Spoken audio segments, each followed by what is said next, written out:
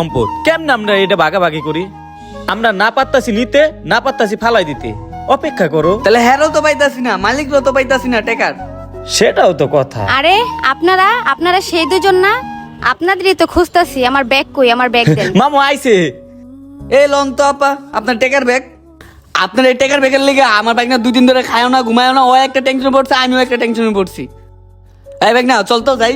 এই দাঁড়ান, এই ব্যাগের ভিতরে তো টাকা। আপনারা তো চাইলেই নিয়ে যেতে পারতেন, নিলেন না কেন? না কি কোন, আপনার ব্যাগের টাকা আমরা নিমু কে? শুনেন, আমরা গাম জড়ায় টাকা ইনকাম করি। টাকা কামানো কি কষ্ট, এটার মর্যাদা আমরা বুঝি। এই টাকাটা তো আপনার, আমরা কেন খরচ করবো?